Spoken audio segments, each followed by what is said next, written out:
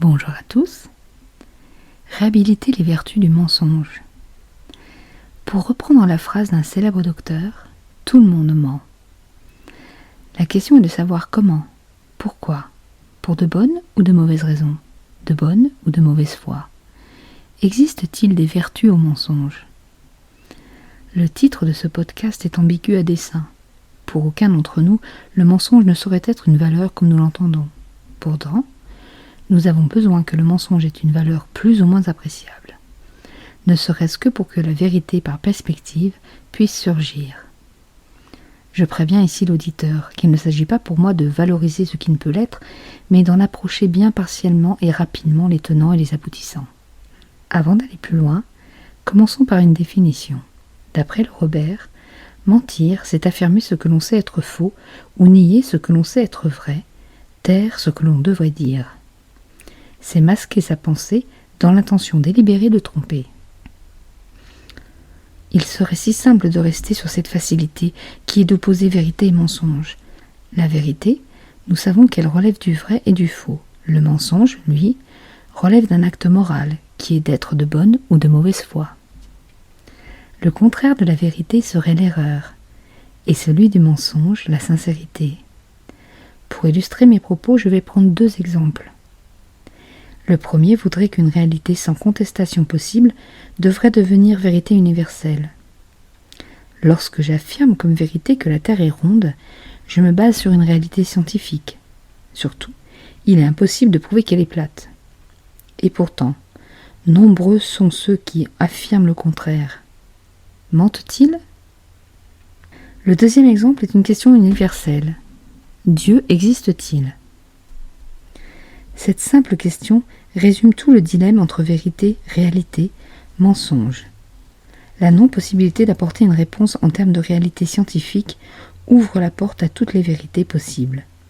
Les non-croyants défiant les croyants de prouver que Dieu existe, et les croyants défiant les non-croyants de prouver que Dieu n'existe pas. Si mentir, c'est affirmer ce que l'on sait être faux, ou nier ce que l'on sait être vrai, qui ment et qui manque de sincérité ? Pourquoi croyons-nous donc au mensonge ? Dans le journal quotidien Le Télégramme, le psychiatre Patrick Clairvoy dit ceci : « Nous croyons au mensonge parce qu'ils rendent le monde plus beau. » Selon lui, lorsque nous mentons, c'est bien souvent dans le but d'enlever de la dureté et de la douleur autour de nous. Fréquemment, nous mentons léger au quotidien, avec ce qu'il appelle les mensonges blancs. Par exemple, lorsque l'on vous demande si ça va, même si ce n'est pas vrai, vous répondez souvent « ça va », dans le seul but d'échapper à toute explication du « non, ça ne va pas ».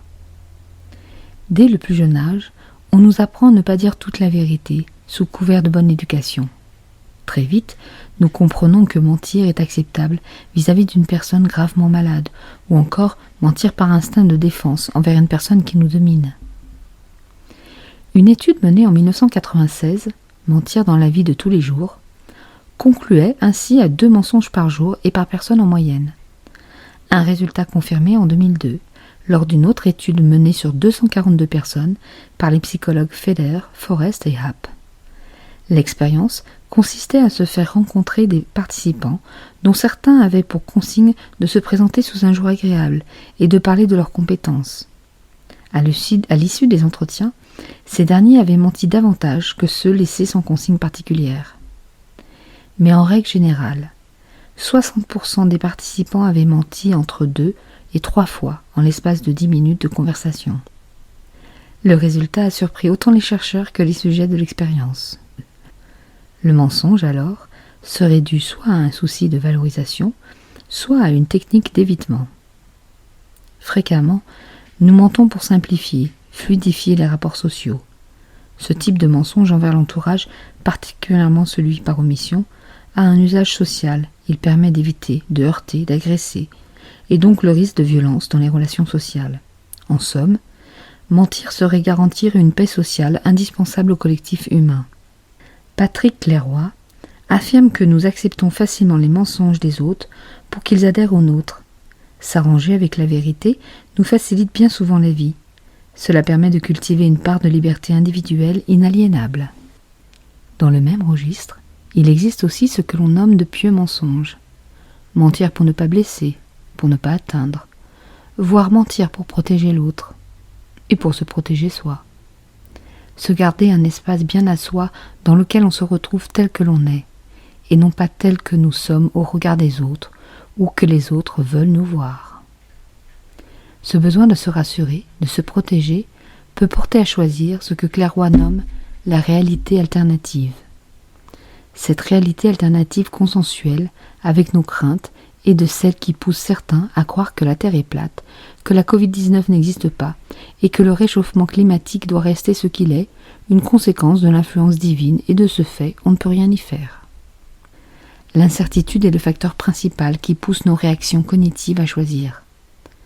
Le cerveau déteste l'incertitude. Pour se protéger et accéder à un état de confort, faute de savoir, il choisira de croire, et notamment de croire au mensonge.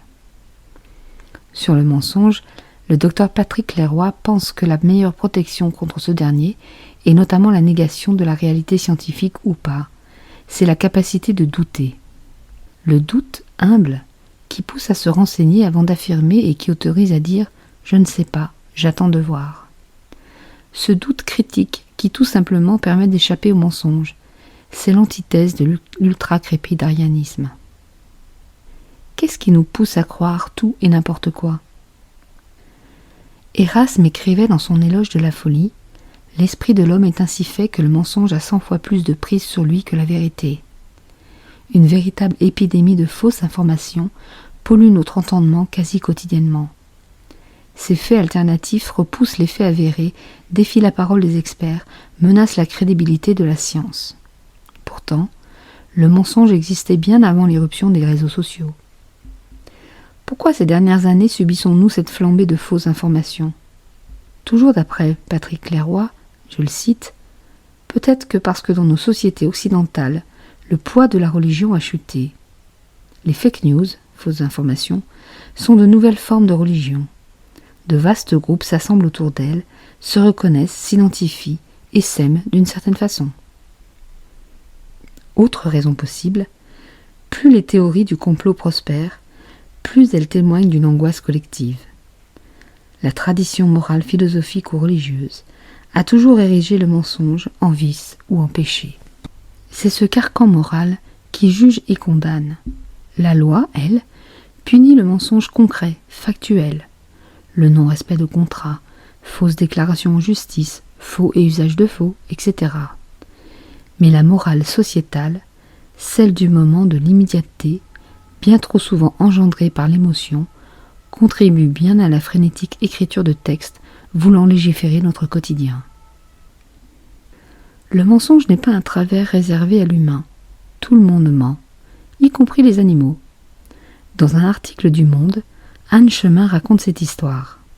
Au début du XIXe siècle, le naturaliste Edward Pett Thompson racontait ainsi l'histoire d'un singe qui se faisait subtiliser tous les jours sa nourriture par un corbeau.